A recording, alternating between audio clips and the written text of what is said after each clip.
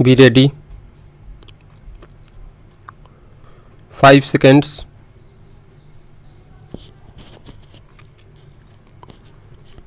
Start. Mr. M.L. Verma, the learned senior advocate, primarily made following threefold submissions before us. His first submission was that the interest which was payable pursuant to the orders of this court on the extra amount taken and received by the respondent in terms of the interim orders of this court is payable till the date when extra money taken by the respondent was refunded, but instead the respondent coal company has computed the said interest only till 30/4/2008 and not till 28/6/2008, when the aforesaid extra money taken by them was actually refunded. His second submission was that the respondent company has also not paid to the applicants the entire interest that actually accrued on the fixed deposit receipt which was deposited on the account of the applicants.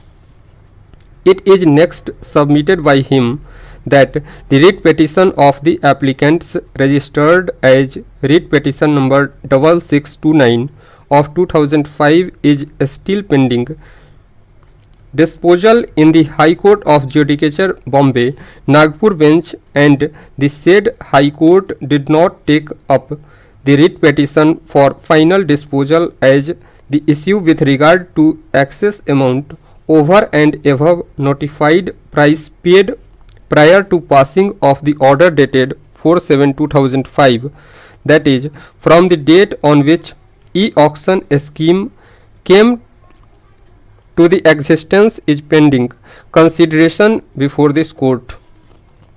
He further submitted that since now this court has disposed of the said issue, there should be a direction to the concerned High Court to dispose of the aforesaid writ petition as expeditiously as possible. Mr. Anup Misra, the learned counsel appearing for the coal company, during the course of his submission submitted that they have paid the amount which became refundable to all the claimants who are entitled to receive it, inclusive of interest in fixed deposit calculated up to 30/4/2008, as the fixed deposit receipts were time bound and therefore a fixed date was taken for calculation of the interest, which was 30/4/2008. He also submitted that whatever interest is due and payable to the applicants have already been paid, while refunding the amount due and payable to the applicants. He further submitted that the coal company has no objection if a direction is issued to the Bombay High Court, Nagpur bench for early disposal of the aforesaid writ petition. According to him, the issues raised in the said writ petition would now be governed and covered by the decision of this court.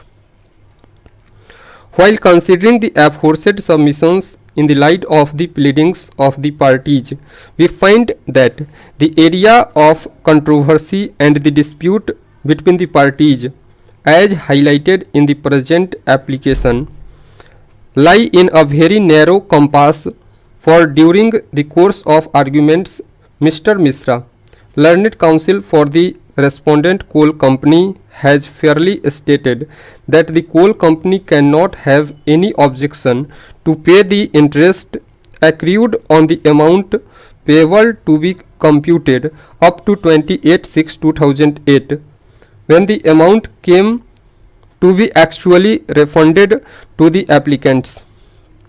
We also find justification in the claim of the applicants, for the respondent coal company had agreed to refund the amount if later on found to be due and payable with interest till the date when it is actually refunded.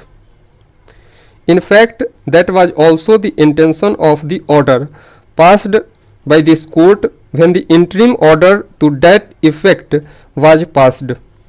We may point out that though the applicant in the application stated that the amount was refunded on 25/7/2008, but however during the submissions it was agreed that the same was refunded on 28/6/2008. According to us, since the applicants were refunded the extra amount deposited by them only on 28/6/2008, they are entitled to receive interest computed and calculated up to 28/6/2008 and not till 30/4/2008, for which there is no basis at all. Stop.